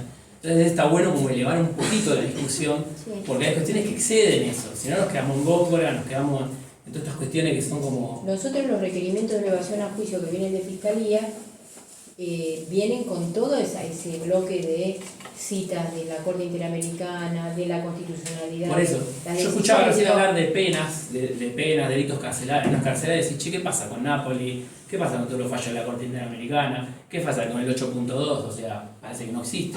Y eso forma parte del bloque, y vos tenés una ley que está muy por debajo del bloque constitucional, me estás hablando de aplicación de prisión preventiva en menores, nada más y nada menos en menores. Y bueno, esa aplicación se da o con la fiscalía o con la defensa, pero el derecho constitucional aparece siempre en el pueblo, por lo menos en este departamento judicial. Claro. Así que bueno, Mari, ¿y si la defensa acepta? La defensa adhiere, también puede oponerse, pero eso es otra cuestión, así que vamos a dejarlo en que adhirió.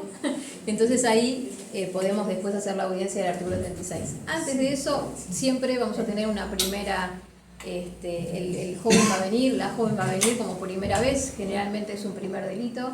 Entonces ahí le contamos, y en esta audiencia multipropósito, le contamos de qué se trata. A veces ya pasaron por el centro de referencia. Nosotros cuando ingresamos la causa le damos intervención al centro de referencia, así que a veces llegan antes que al juzgado, llegan al juzgado y ahí vemos. Y ahí se imponen las pautas del artículo 42 que decíamos antes, lo de la escuela, el sentir al centro de referencia, que, bueno, después sí nos va a comentar de qué se trata, pero en algo así muy general, acompañan a los chicos en el cumplimiento de las pautas. También, en el caso, si fuese necesario y si hay algún problema de consumo, damos intervención también, en general es a Casa Pueblo, a la Subsecretaría Casa Pueblo, y así comenzamos a transitar la suspensión de juicio, que es lo que luego se va a transformar en una suspensión de prisión. Después sí va a venir la audiencia del artículo 36, inciso 7, donde se homologará o no la suspensión. Y también, bueno, ahí en la misma audiencia se homologa el acuerdo y ahí la jueza nos dice hasta cuál va a ser el plazo, cuándo va a terminar, que generalmente comienza antes de la audiencia de homologación, que es cuando le tomamos las pautas, cuando es esta audiencia multipropósito, o tal vez cuando interviene el centro de referencia por primera vez. ¿Tenemos algo más?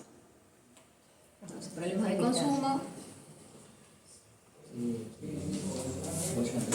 terminamos. Bueno, Ceci, Una preguntita, antes puede ser una preguntita. No, quería saber con el tema de actividades comunitarias, ¿qué pasa? Está bueno. Actividades comunitarias, ¿eso se toma en cuenta? ¿Es prioritario? Y los chicos les damos un traje a rayas, con un billete, entonces van a limpiar. Nuestra idea. Lo dijo, porque Sí. las tareas comunitarias es un taller de formación casi Sí, siempre. pero está bueno dejar en claro que los pibes no son mano de obra gratuita. Entonces yo no los mando o les digo vayan a hacer trabajo comunitario para pintar los canteros. Claro, ni a cortar el pasto en un geriátrico o en la municipalidad o en el centro. Nosotros interpretamos que la reparación, cuando no se puede dar de otra manera, se da cuando el pibe y su grupo familiar se reparan prácticamente con algún oficio, incorporan algo, deporte, lo que sea. Pero que tiene que haber una reparación concreta, porque los trabajos comunitarios, primero que hay que acompañarlos, después, a mi juicio, requieren una RT o algo que los ponga a resguardo de accidentes. Que lo acepten en los lugares también. Que lo acepten, la estigmatización, pero También sobre es todo... complicado, yo le digo porque me pasa que no hacemos el seguimiento de adultos y también con las chicas de responsabilidad juvenil y cuesta encontrar los lugares, están estigmatizados. No es fácil. Porque yo también lo que principio de reserva, no se comunican los profesores menores. Por eso, sí. La aplicación de Si uno le manda a hacer algo a la municipalidad, lo sabe hasta el último desempleado, entonces... Acá, que vengo. Acá, mirá, mandó la cosa, mandó un pibe. Claro. A mí me parece que uno tiene que pensar la reparación también con criterios de no atomización y de cómo ese pibe que vivió transgrediendo la ley de alguna manera puede incorporarse al sistema de la sociedad civil aceptando pautas, las pautas de conducta. La primera es regularizar la escuela. Cuesta horrores por un montón de cosas. Porque la escuela dejó de ser un lugar realmente de recepción, de contención. Es un lío conseguir a veces el pase de la escuela, no sé cuánto, y va la madre y está cerrado. Entonces, bueno, el curso de formación nos pone en el tema de reparar. ¿Cómo? Bueno, un oficio. En algunos casos de los chicos que han estado detenidos, el oficio de barbero lo han aplicado cortando el pelo a los más chiquititos. Ahora no aceptamos más porque no quedan más cabezas en la cabeza.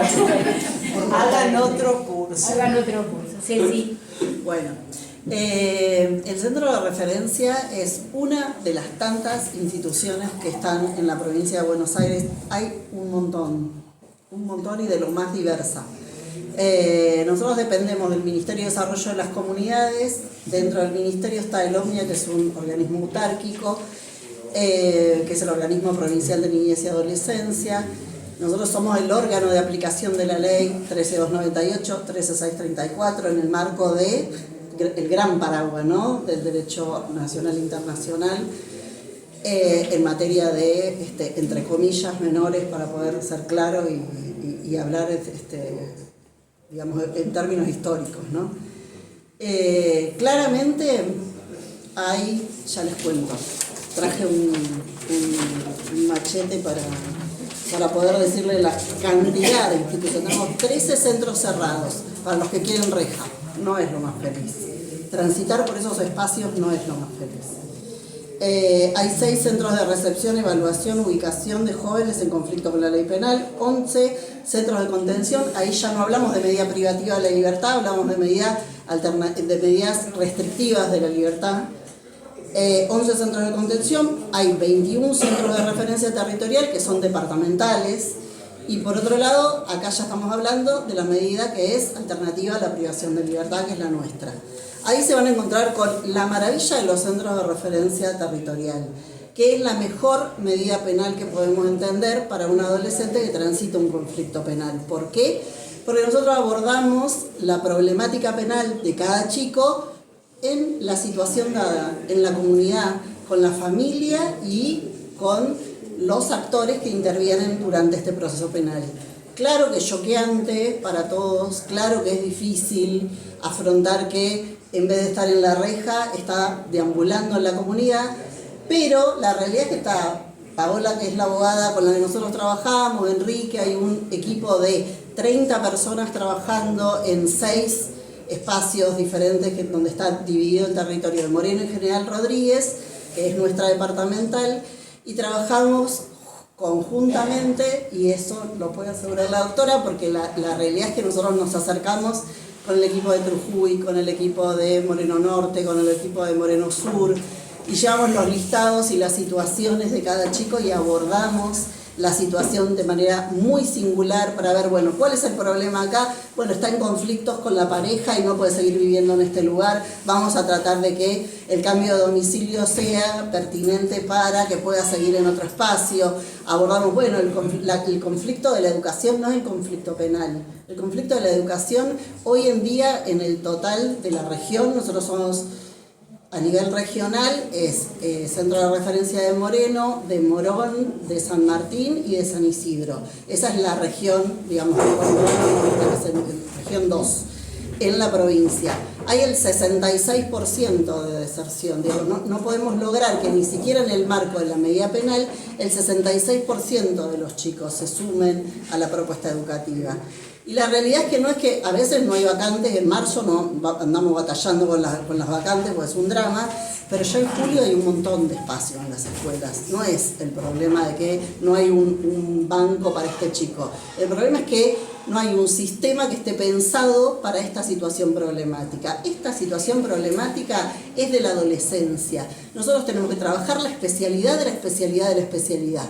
La especialidad penal, dentro de lo penal, la especialidad en adolescentes que están transitando una situación de conflicto con la ley penal, y también la especialidad territorial, que es ¿dónde lo vamos a mandar al espacio de salud mental si está colapsado? Entonces tenemos que hablar con fulanita de tal, que conoce a tal, para que nos pueda generar ese turno, para poder, y después tratar de trabajar también en la adhesión y en la adherencia a esa intervención, porque va a permitir el cumplimiento de las pautas. Nosotros nos reunimos con la doctora y le digo, el vencimiento de plazos, y parece un truco, porque ella me contesta, cumplimiento de pautas. Entonces, pero los plazos no reflejan un poco lo que estaban preguntando antes. Transcurrió el año y el pibe fue 3 veces a firmar, no fue a la escuela, cambió de domicilio y no avisó. O sea, el transcurso del año fijado en la suspensión de juicio a prueba no está respetado desde la incorporación de pautas. uno pretende eso. Claro. Como por ejemplo el pibe que cumple todo más o menos y demás, y ya antes del año estaría cumplido. También mirar eso. Claro. Y también es cierto que cuando hablamos de adolescentes, hablamos de ciclos que no son regulares ni ascendentes. Hablamos de ciclos donde está muy copado, entendió todo, bárbaro, va, persiste, cumple con las pautas, no sale de noche, está embarazada la pareja, qué sé yo. Y de repente, no, de repente pasó un pajarito y cambió el enfoque hacia otro lugar.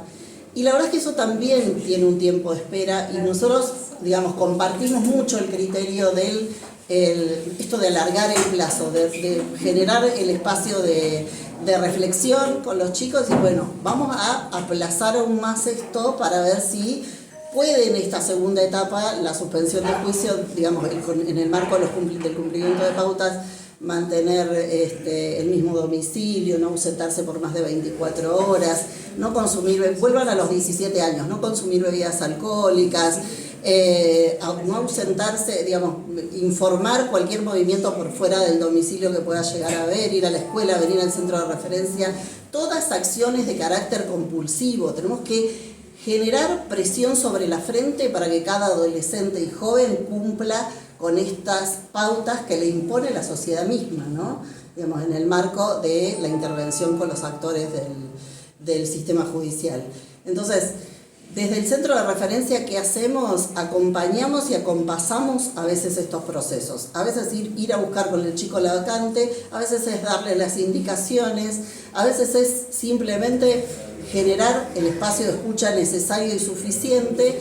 Lo hacemos a través de, digamos, dos ejes, que son el eje de la responsabilización subjetiva por un lado y por el otro lado la inclusión social, que genera ciertas responsabilidades, asumir un derecho, digamos, tengo el documento, la semana que viene lo puede perder de vuelta porque, total, el centro de referencia me ayuda a generarlo.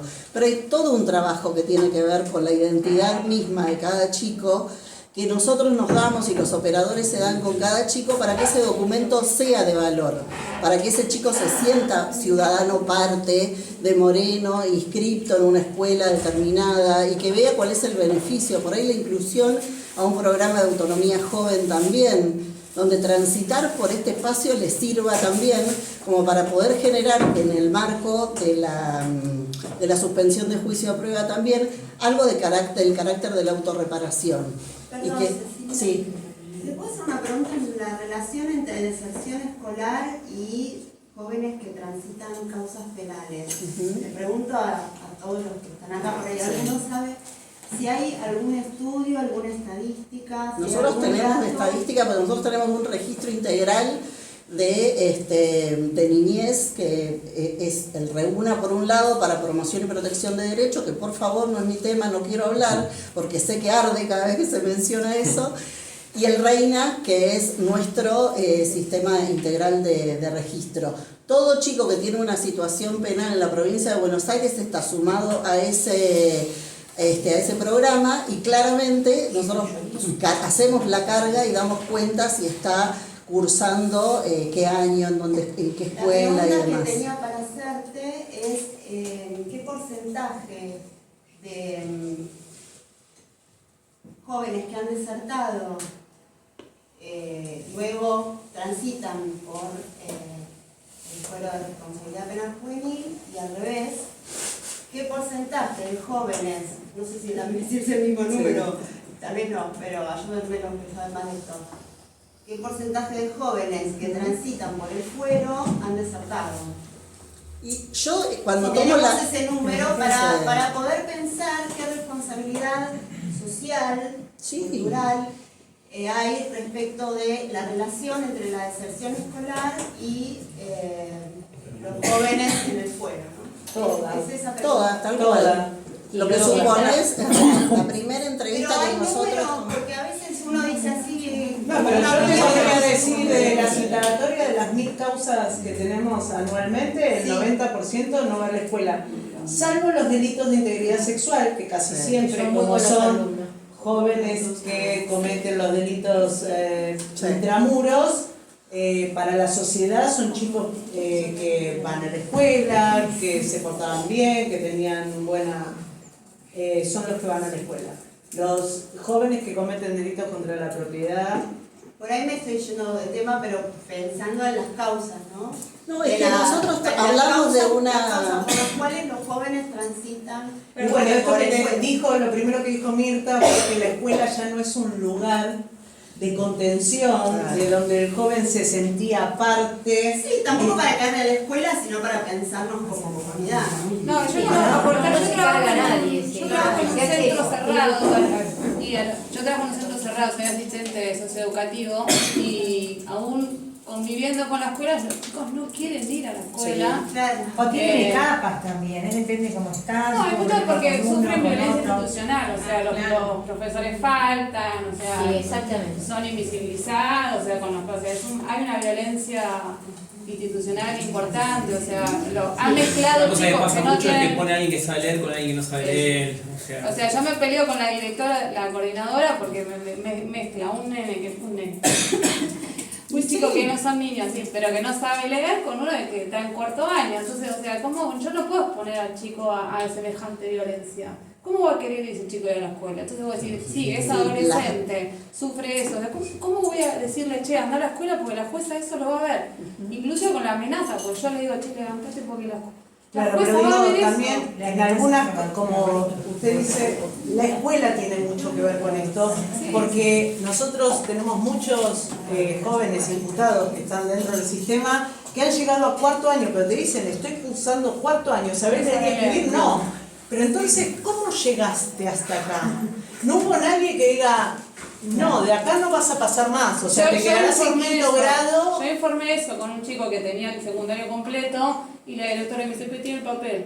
Y bueno, pero ¿qué estamos haciendo? Claro, Es una esto medida social. tiene que ver con las miradas. Yo creo que la pregunta de Constanza es importante porque uno tiene que determinar que el conflicto con la ley penal es multicausal. Es algo que yo siempre digo, es el mismo escenario donde transcurren, hay un montón de causas. Y cuando uno va al juicio de cesura, que es cuando se determina o no la aplicación de pena o el tratamiento tutelar, uno valora qué hizo el chico, qué hizo el joven o la joven, qué hizo la familia, qué hizo el Estado provincial y qué hizo el Estado municipal y qué hicieron las ONG, digamos, que son las responsabilidades que fija la Convención en esta gestión asociada. Entonces, uno no busca culpable ni cargarle nada, menos a la escuela, pero uno ve que de 10 audiencias que se hacen por día, por ejemplo, estoy hablando de las que tienen detenidos, solamente 2 van a la escuela. Y cuando uno examina cómo van a la escuela, siempre es irregular y se da esto que dice Alejandra, que no saben o no tienen acceso a la lectoescritura.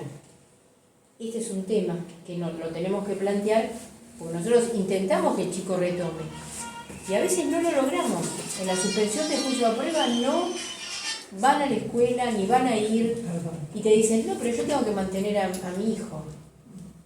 O lo que habla usted hoy de contextualizar, ¿no? Porque hay chicos que no son adolescentes, entonces no pueden mantenerse una hora prestando atención. Entonces, valorar, decir, bueno, fue más tarde, pero fue, y se retiró antes, pero fue, o sea, y ver todo ese proceso, que después capaz, en vez de ir media hora, va 40 minutos, es como la lentitud.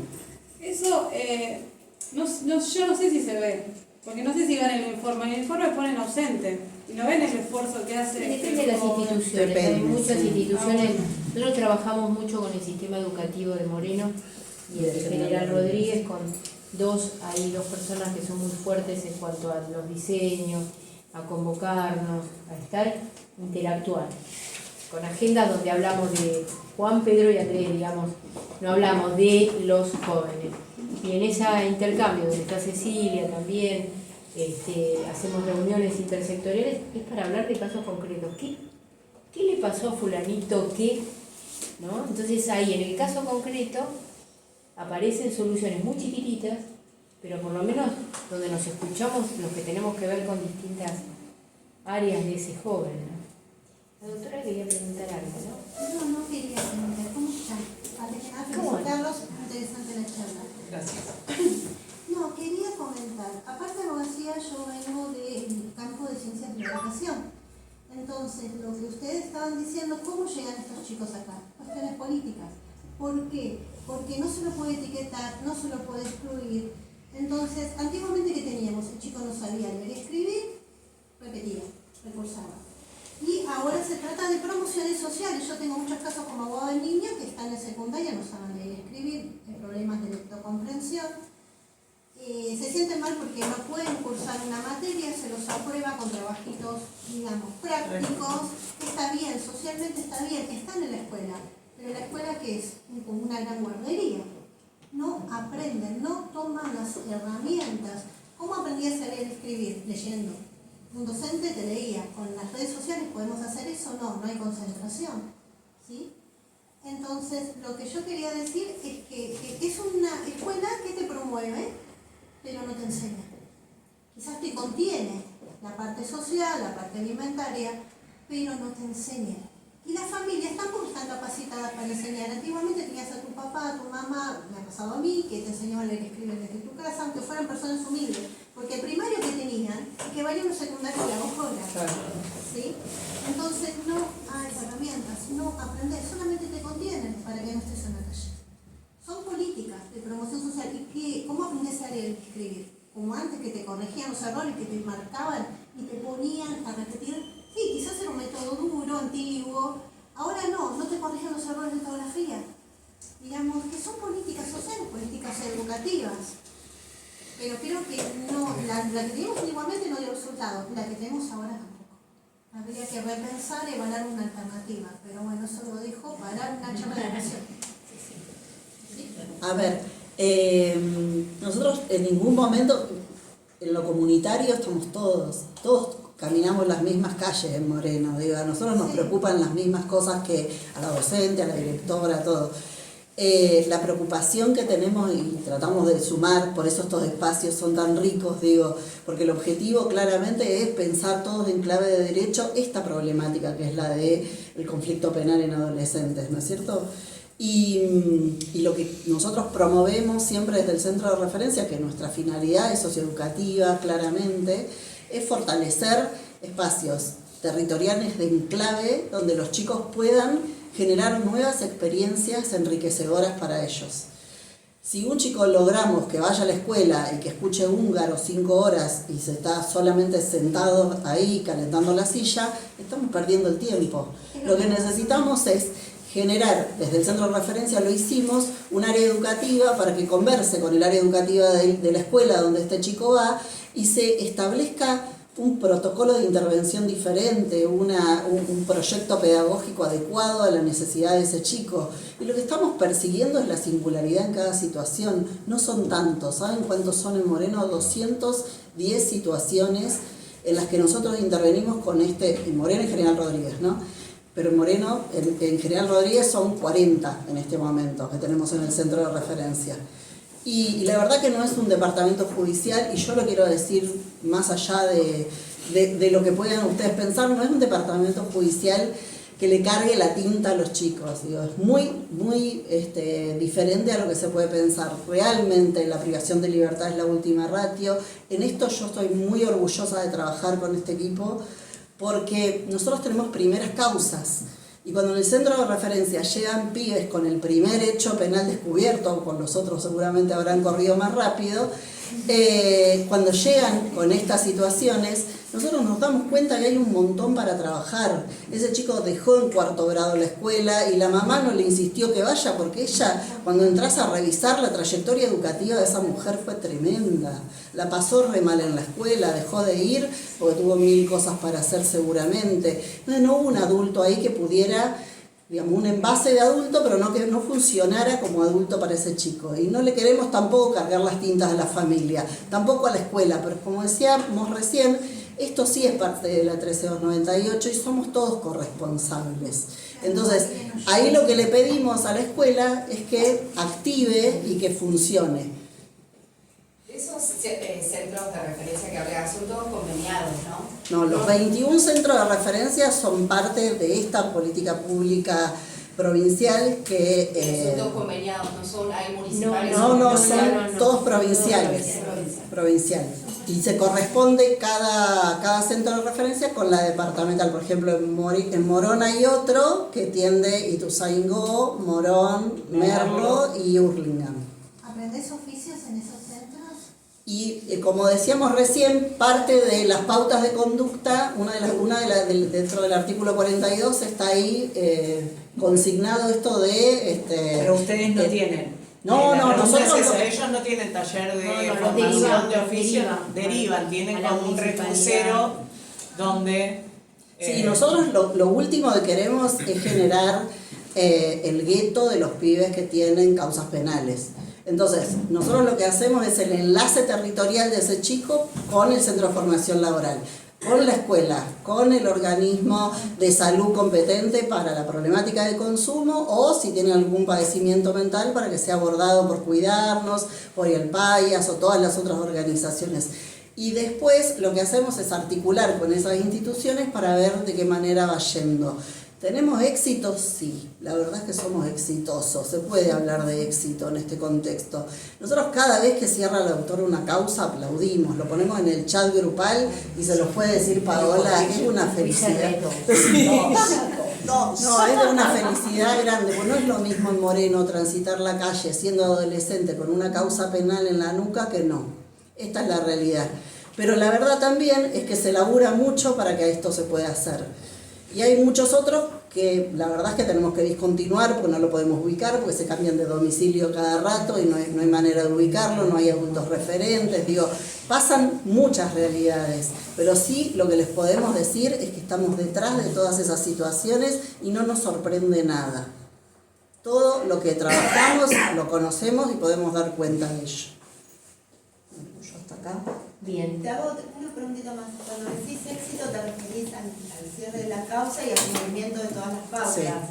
¿Y qué porcentaje tenés de éxito? Habrá un 25% de chicos que fracasan. La mayoría es sumamente exitosa, sí. Retoman la escolaridad. Lo de Cecilia bastante auspicioso. Yo la verdad que en el REFE lo que tenemos es ese dato. Por eso sí, me parece importante que se diga ese número también. Máximo teniendo en cuenta que Moreno. También, ¿no? Sí, Moreno y General Rodríguez. La realidad es terrible. Miren, la conclusión es que cuando uno se pone al lado y le acompaña, que es mucho el y trabajo sostiene personal. Eso, aunque dure 2 años, no importa. Por eso yo no estoy tan pendiente de que, pasó el año y no cumplió. Bueno, si cumplió los 2 años, no volvió a tener, porque hay un índice que tener en cuenta que es la no reincidencia, la no incursión en conflictos. Es un resultado de fuero, pero hay que remarla. Sí, hay que decirlo también, me parece que hay una fantasía social respecto a eso, ¿no? Entonces poder decir que del 100% de los pibes que ingresan hay un 25, solo un 25 que no cumplen con las pautas y hay un 75. Lo voy a buscar para ser más precisa. Está bien, pero más o menos, claramente moviliza un poco la fantasía social de que todo es fracaso, que los pibes son... A ver, la realidad es que Eso vos es una instalación tenés... de los medios de Exacto, comunicación, vos tenés... no es una fantasía social. Bueno, pero emprenden la sociedad. Un 20% de chicos que ya los conocés, cuando te llaman por teléfono ya sabés quiénes son. O sea, los vemos nosotros y es otra vez, ese porcentaje está, ese porcentaje es real. Es verdad, más allá de las discrepancias que tenemos acá con el secretario de la Fiscalía, los delitos cometidos por menores no aumentan la violencia bestial que se tiene en cada delito, pero no aumentan la cantidad. No, una cosa, hablando de imaginario social... Perdón. No, pero está mal minimizar las acciones. Porque cuando se dice el 4% no se mide con el nene. Vos tenés un 70% de delitos que son nene. Si vos me dices en base a lo identificado, estás viendo mal, estás invisibilizando una cuestión. Igual yo, el más alto el porcentaje era 4%. en relación al trabajo que se hace y el resultado que se obtiene, no No, bueno, pero eso... El número que ustedes están diciendo es el de entrada. me estoy refiriendo al número de salida del sistema. Por eso, pero el número de salida vos vas a tener, porque te los mandamos también a vos a hacer las pericias. Hay un grupo muy chico que los tenés todo el tiempo. Hay una Te voy a decir, diferencia, sí. ¿cuándo cumplís 18? Porque te dejo acá desde los 13 y basta. Claro, tal vez haya no que pasa pensar más. otras cosas respecto a ese grupo que reincide. Tal vez haya que pensar otras cosas, hablar otras cosas. Claro, bueno. También es real que tenemos chicos que son inabordables, digo. Exacto. Yo lo siento, pero es así. Hay chicos que están atravesados por situaciones de consumo y están muy tomados por esto. Y es muy difícil en el marco de una suspensión de juicio a prueba poder trabajar con esa situación, porque no responde a pautas, porque lo citaste y no viene, porque hablaste con la familia, lo mandaste al grupo de adultos referentes y van 2 veces y dejan de ir, o si van porque ya están agotados digo, hay una realidad que tiene que ver con esto, con que hay chicos que están demasiado afectados también por el consumo. Total, y es esto un porcentaje menor. Los del consumo no. Pero No me refiero a lo que dice los inabordables. Yo trabajo con detenidos, la mayoría, cuando los tenés en la indagatoria, son una persona totalmente en otro mundo, que es cuando cometen el delito, y capaz cuando vas a la audiencia, lo ves en la audiencia de finalización o de prórroga, es otra persona. Te encontrás con otro ser humano.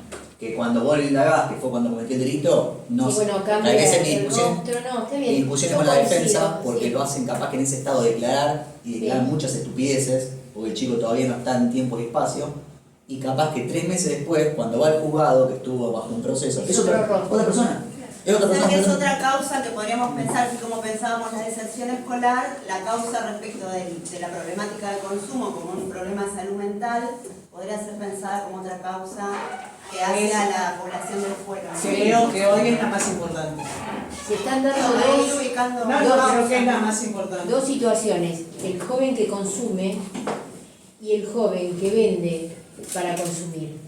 Es una población que no son los soldaditos típicos, porque tenemos uno que es un dealer importante, un joven, pero después tenemos el pibe que lo encuentra la fiscalía en el procedimiento y demás, con elementos que hacen pensar que es tenencia con fines, pero que él también consume. Entonces, esto es una cosa muy, nosotros perversa, porque está ligado a la red o a los grandes que venden y demás, a partir de su propio padecimiento. El 18 tenemos nuestro encuentro próximo para ver el tema de violencias. Ahora lo tocamos así por arriba. Nos faltó juicio abreviado hoy. No sé, Mati, si tienen un ratito más, ¿vemos algo o lo dejamos para la próxima? Como usted. No, ¿qué les parece? ¿Están muy cansados?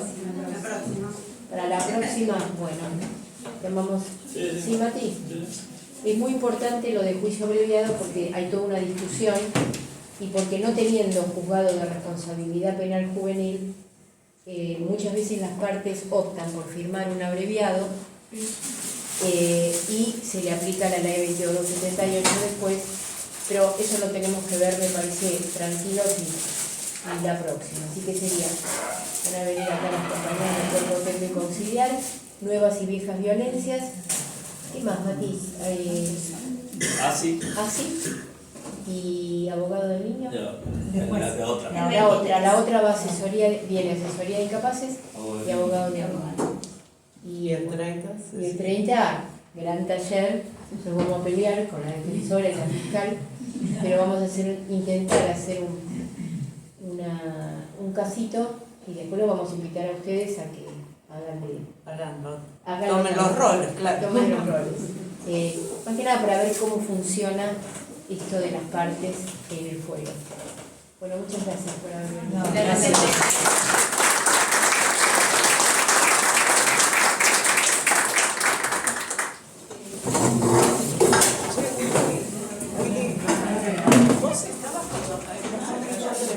Cuando me llamó, cuando me llamó.